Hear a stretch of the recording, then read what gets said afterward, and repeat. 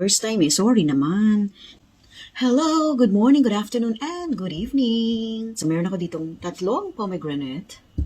And first time ko lang makakain ito actually. First time ko rin mag-slice. And thanks to YouTube, sinearch ko pa siya kung paano mag-slice ng pomegranate kasi this is not just an ordinary fruit. Nox!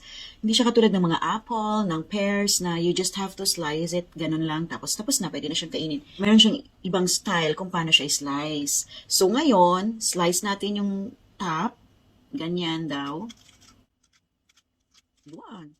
And then, remove natin yung, pwede na ba i-remove? Wow, juicy! Tumutulo! Yan. So, nakat na natin yung taas.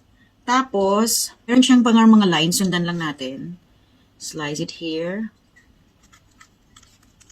And pomegranate is packed with the oxidants, vitamins. Bumali pa yata yung pagkaka-open ko. And let's crack it open. Wow! Ganda, ang sarap.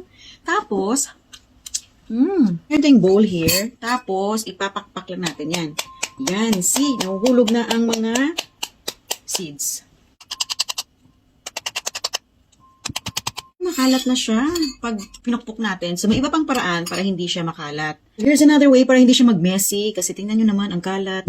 First time eh, sorry naman. So, we have a bowl of water. Tapos, ilalagay lang natin yung pomegranate here. Dito tayo magtanggal ng mga seeds. Alam ko, nakakatikim ako ng pomegranate juice. Pero not the fruit itself. So, pag hindi mo alam yung secret, paano pag-open ito, siguro we need practice pa.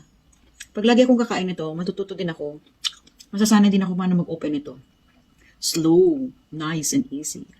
But for now, ito lang muna para makakain na tayo. And let's drain the water. And there she goes. Wow! So we have pomegranate now. Ito yung na-drain natin. Ito naman yung pinukpok natin. Medyo ma-messy yung pinukpok, diba? But same lang din sila. Crunchy, diba?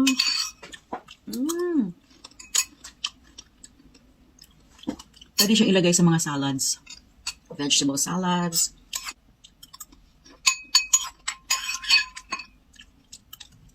Happy eating. Bye!